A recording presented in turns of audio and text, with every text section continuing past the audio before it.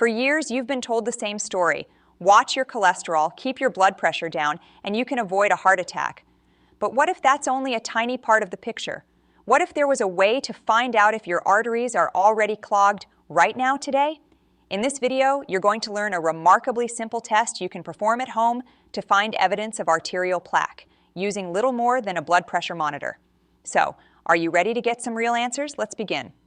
Picture this scene. You're in your doctor's office, maybe for your annual physical.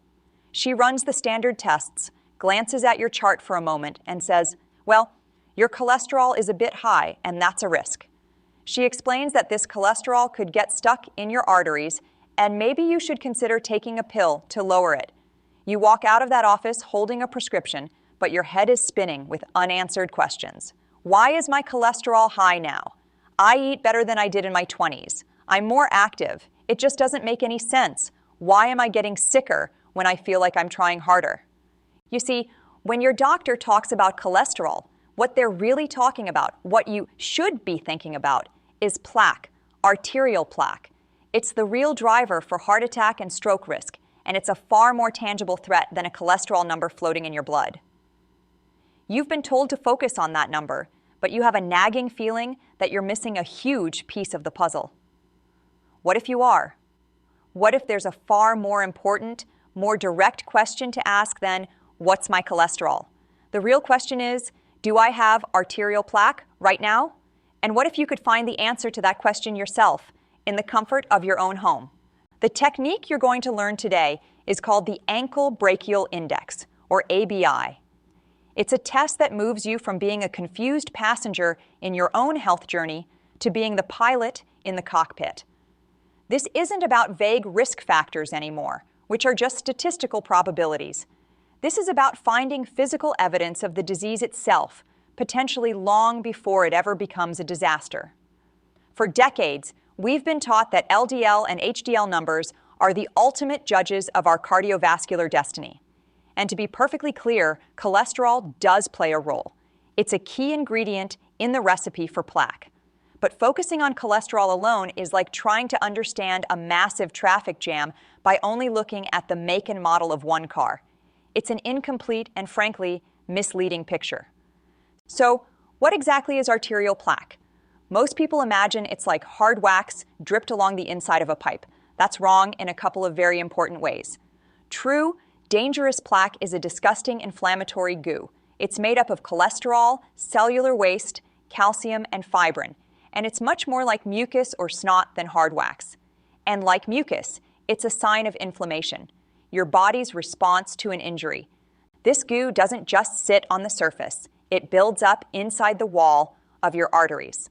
Imagine a pimple forming beneath your skin.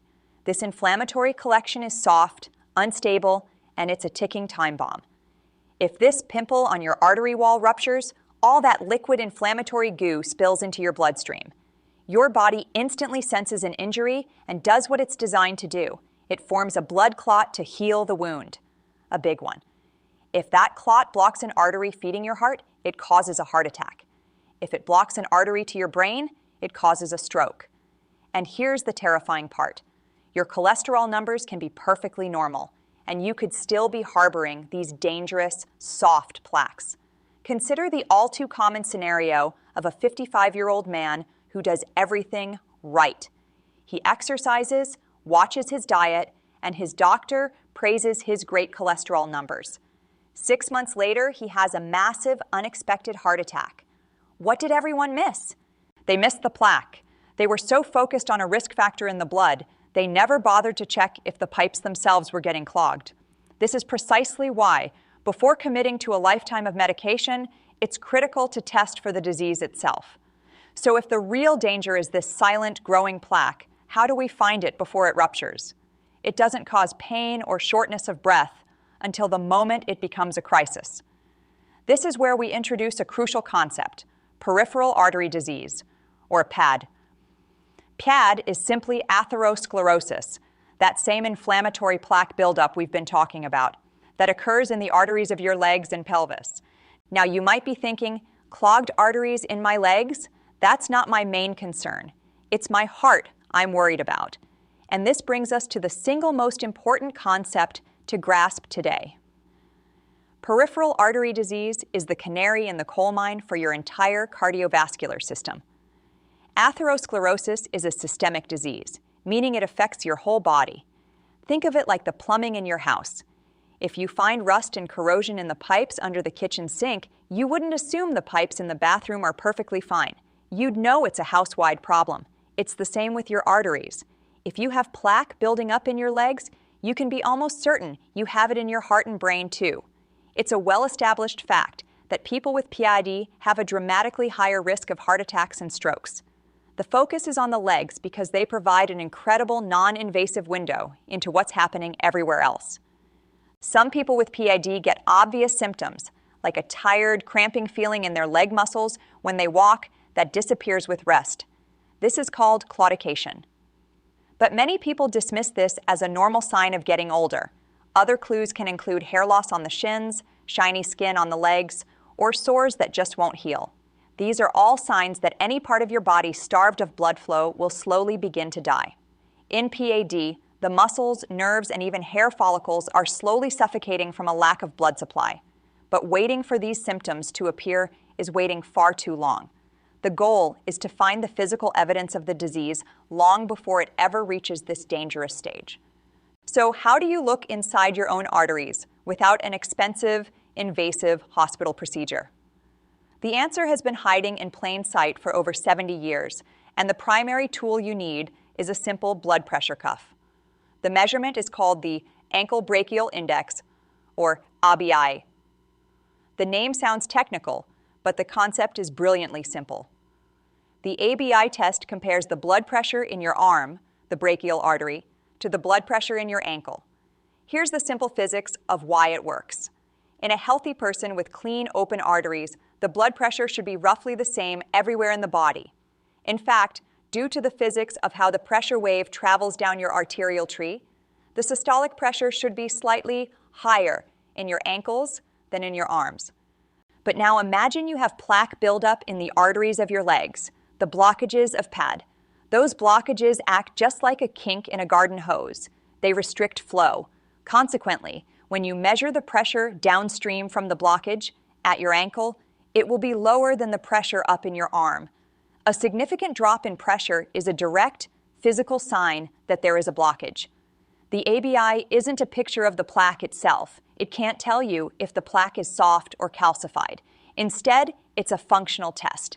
It tells you, in no uncertain terms, whether your arteries are clogged to a degree that it's physically impeding blood flow. It has been a cornerstone of vascular medicine for decades, and the fact that you can now do it at home is nothing short of revolutionary. All right, the theory is simple enough. Now let's dive into the practical, step-by-step guide to testing your own ABI at home. First, what equipment will you need? 1. An automated blood pressure cuff. A standard one is perfect for the arm.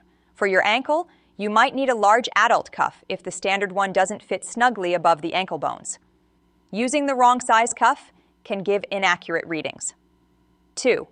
A way to find the pulse. While a stethoscope can work, it takes significant practice. For the most accurate and easy-to-get result at home, a handheld Doppler ultrasound device is the gold standard. You can buy these online. It allows you to actually hear the whooshing sound of your blood flow, which is far easier and more precise than listening for faint beats. For this guide, we'll use the more accurate Doppler method. 3. A pen and paper or a note on your phone to write down your numbers. 4. A comfortable place to lie down flat, like a couch or a bed. Next, preparation is everything. This is non-negotiable. You must lie down flat on your back in a quiet room for at least 10 minutes before you begin. No exceptions. This ensures your circulatory system is at a true resting state, giving you an accurate baseline. Avoid caffeine, exercise, or smoking for at least 30 minutes prior. Okay, you're rested and ready. Step 1. Measure your arm brachial pressure. 1. Wrap the blood pressure cuff snugly on your right upper arm. 2. Find the pulse of your brachial artery, which is usually on the inside of your elbow crease. If you're using a Doppler, apply a small amount of ultrasound gel and place the probe there until you hear the clear whoosh, whoosh sound. 3.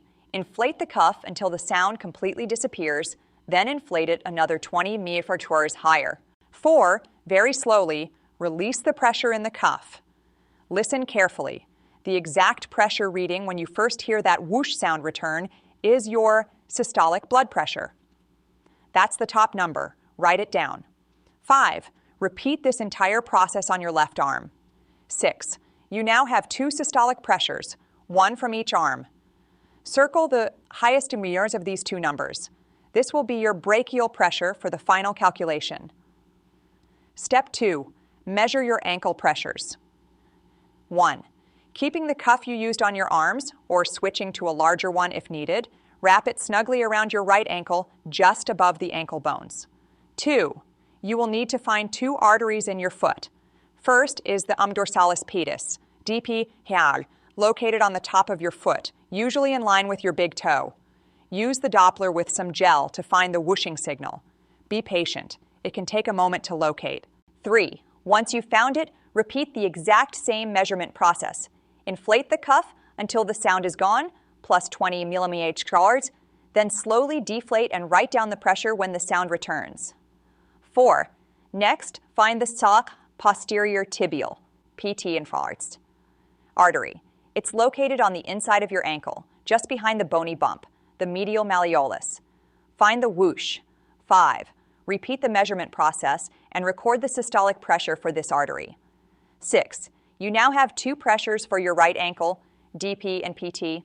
Choose the highest of these 2. This is your right ankle pressure. 7. Now move the cuff to your left ankle and repeat this entire process, finding the DP and PT arteries to get your highest left ankle pressure. Step 3. The simple calculation. This is the easy part. You should now have 3 important numbers written down: your highest arm pressure, your highest right ankle pressure, and your highest left ankle pressure. The formula is simple. ABI, highest ankle pressure, highest arm pressure. You need to calculate this for each leg separately. Right leg, ABI. Highest right ankle pressure, highest arm pressure. Left leg, ABI. Left right ankle pressure, highest arm pressure. Your final definitive ABI result is the lowest of the 2 legs. This represents the worst case scenario in your body. If you haven't done it yet, don't worry. You can pause the video now to go get your numbers. All right, you have your number. Let's translate what this message from your body actually means. ABI greater than 1.4, non-compressible, major red flag. If your number is this high, do not celebrate. This is a major red flag indicating significant hardening and calcification of your arteries. They've become so stiff and rigid, like lead pipes, that the blood pressure cuff can't compress them properly, leading to a falsely high reading. This is common in people with long-standing diabetes or kidney disease. Action. This requires an immediate consultation with your doctor. Tell them you performed an ABI and got a non-compressible result. Do not ignore this. ABI between 1.0 and 1.4, the green zone, normal. This is the ideal result, the one you are hoping for. It suggests you have healthy, flexible arteries with no significant flow obstruction. Action. This is fantastic news. Your primary goal now is prevention. This result validates that your current lifestyle is likely on the right track. However, this is not a license to become complacent. The ABI is best at finding more advanced blockages, not necessarily early, subtle plaque. Keep monitoring your health and making smart choices. ABI between 0.91 and 0.99, the yellow zone, borderline. Think of this as a whisper from your body that something is beginning to go wrong. It is not yet a formal diagnosis of PAD, but it's a very strong warning sign that plaque is likely forming and starting to affect your circulation. Action. This is your wake-up call. Now is the perfect time to get serious about diet, exercise, and other lifestyle changes. Schedule a visit with your doctor to discuss this result and map out a proactive plan to address your overall cardiovascular risk. ABI of 0.90 or less, the orange zone, mild to moderate PAD. If your number is 0.90 or less, it's no longer a warning. This is considered a definitive diagnosis of peripheral artery disease. You have plaque, and it's causing a measurable obstruction to blood flow. Interpretation. You have confirmed atherosclerosis in your legs, which means you very likely have it in your heart and brain as well. Your risk for heart attack and stroke is now significantly elevated. Action. A medical evaluation is now essential. Your doctor will likely want to confirm the result and recommend aggressive risk factor management. This may include medications like a statin, an aspirin, strict blood pressure control, and a structured exercise program. ABI less than 0.40, the critical zone, severe PIAD. This is a medical emergency. A result this low indicates the blood flow to your limb is so severely compromised that the tissue is at risk of dying. This creates a very real, near-term risk of non-healing wounds, gangrene, and amputation. Action. This is not something to wait on. Go to an emergency room or contact your doctor immediately for an urgent evaluation. This is a limb-threatening and life-threatening condition. Regardless of the number, by performing this test, you have achieved something incredible. You have moved from passive worry to active knowledge. If your number was abnormal, less than 0.91 or greater than 1.4. If your results were not in the green zone, the most important thing is that you know. You found out today, and there's no better time than right now to take decisive action. Your first step is to schedule an appointment with your doctor. Walk into that office with confidence and lead the conversation. You can say, I performed an at-home ankle brachial index test with a Doppler, and my result was your number.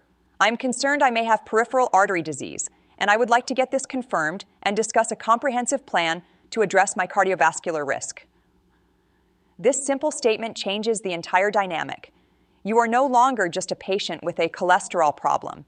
You are an informed partner bringing critical data to the table. If your number was normal, 1.0, 1.4. If your numbers are in the green zone, congratulations. That's a strong indication that you have good, healthy arteries. Your job now is to keep it that way. Let this be your motivation. Embrace an anti-inflammatory diet. Focus on whole foods. Think of the Mediterranean diet, abundant in vegetables, fruits, nuts, seeds, healthy fats like olive oil and fish. Minimize processed foods, sugar, and industrial seed oils that fuel the inflammation that creates plaque. We make walking your medicine. Regular walking is proven to improve circulation and keep blood vessels flexible. For people who already have blockages, walking can even encourage the body to grow new, smaller blood vessels to bypass the clogs, a process called collateral circulation. If you smoke, stop, period. There is no single greater positive impact you can make on your vascular health than quitting smoking. Plan to recheck your ABI once a year. Think of it as your personal cardiovascular progress report. You started this video perhaps only thinking about cholesterol. Now you understand the journey from that simple blood test to the real culprit, inflammatory plaque. Most importantly, you now possess a tool to find tangible evidence of this disease yourself. The ankle brachial index is your personal window into your cardiovascular health. It is simple, it is profound, and it is powerful. It transforms you from a worrier, passively waiting for the next doctor's appointment, into a warrior, armed with the knowledge to fight for your own health. But if you want to know more about the specific lifestyle changes you can make to halt or even reverse, and most importantly, stabilize that plaque to take the risk off the table, then be sure to check out the video on your screen now. Don't wait for a 911 call to be your wake-up call. Take this knowledge. Perform this test. Find your number, and with it, find the power to take back control of your health journey.